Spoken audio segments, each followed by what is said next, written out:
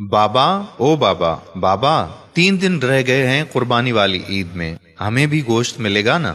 बाबा कहने लगा, हाँ हाँ, क्यों नहीं, बिल्कुल मिलेगा। बच्ची कहने लगी, बाबा लेकिन पिछली ईद पर तो किसी ने भी हमें गोश्त नहीं दिया था, अब तो पूरा साल हो गया है गोश्त देखे हुए भी। बाबा ने कहा, नहीं शाजिया, अल्लाह ने हमें भूखा तो नहीं रखा ना। मेरी प्यारी बेटी, हर हाल में अल्लाह का शुक्र अदा करना चाहिए। डॉक्टर साहब कुर्बानी के लिए बड़ा जानवर लेकर आए हैं और मास्टर जी भी तो बकरा लेकर आए हैं ना। हम गरीबों के लिए ही तो कुर्बानी का गोश्त होता है, अमीर लोग तो सारा साल गोश्त ही खाते हैं। खैर, आज ईद कुर्बान पर मौलवी साहब बयान फरमा रहे हैं कि कुर्बानी में गरीब मिस्कीन लोगों को नहीं भूलना चाहिए, उनके बहुत हुकूक होते हैं। शाजिया का बाप भी नमाज अदा करके घर पहुंच गया। घंटा भर इंतजार करने के बाद शाजिया बोली कि बाबा अभी तक गोश्त नहीं आया। बड़ी बहन राफिया बोली, चुप हो जाओ शाजी, बाबा को तंग क्यों कर रही हो?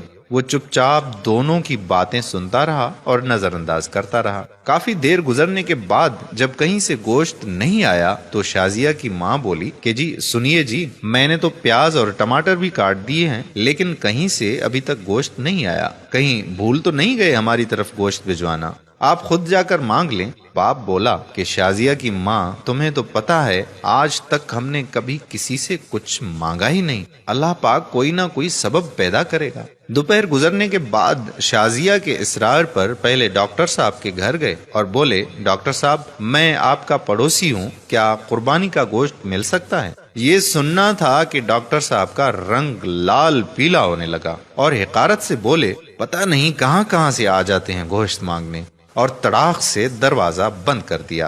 तौहीन के एहसास से उसकी आंखों में आंसू आ गए और बोझल कदमों से चल पड़ा। रास्ते में मास्टर जी के घर की तरफ कदम उठे और वहां भी वही दस्ते सवाल। मास्टर जी ने गोश्त का सुनकर अजीब सी नजरों से देखा और चले गए। थोड़ी देर बाद बाहर आए तो शापर देकर जल्दी से अंदर चले गए, जैसे उसने गोश्त मांगकर बड़ा गुनाह कर दिया हो। घर पहुंचकर देखा तो सिर्फ हड्डियां और चर्बी। खामोशी से उठकर कमरे में चले गए और खामोशी से रोने लगे। बीवी आई और बोली कि कोई बात नहीं, आप गमगीन ना हो, मैं चटनी बना लेती हूँ। थोड़ी देर बाद शाजिया कमरे में आई और बोली, बाबा हमें गोश्त नहीं खाना, मेरे पेट में वैसे भी दर्द हो रहा है। ये सुनना था कि आंखों से आंसू गिरने लगे और फिर फूट फूट कर रोने लगे। लेकिन रोने वाले वो अकेले नहीं थे, दोनों बच्चियां और बीवी भी आंसू बहा रहे थे। इतने में पड़ोस वाले अकरम की आवाज आई, जो सब्जी की रेड़ी लगाता था। अनवर भाई, दरवाजा तो खोलो।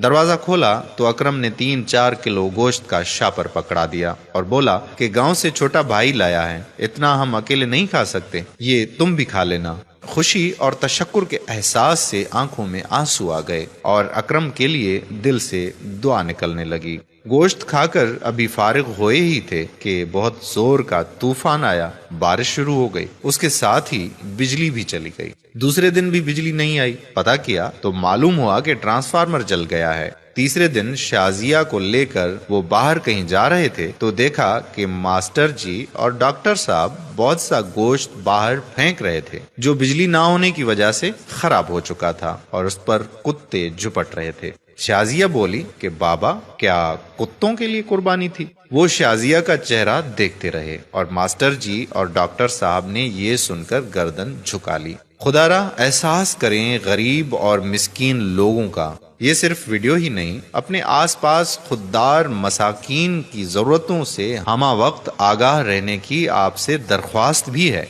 इस कुर्बानी पर अपने पड़ोस में खुददार मसाकीन को भी जरूर उसका हिस्सा दें ताकि वो आपके लिए दुआगो हों। आज की हमारी ये वीडियो अगर आपको पसंद आई है तो अपने दोस्तों के साथ भी शेयर कर दीजिए और साथ साथ हमारे YouTube चैनल प्यारा इस्लाम को सब्सक्राइब करें और Facebook पेज प्यारा इस्लाम को लाइक करके फॉलो कर दीजिए ताकि हम ऐसी मजीद मालूमाती और दिलचस्प वीडियोस आप तक पहुंचाते रहें। जज़ाकल्लाह खैरा। अस्सलाम वालेकुम व रहमतुल्लाहि व बरकातहू।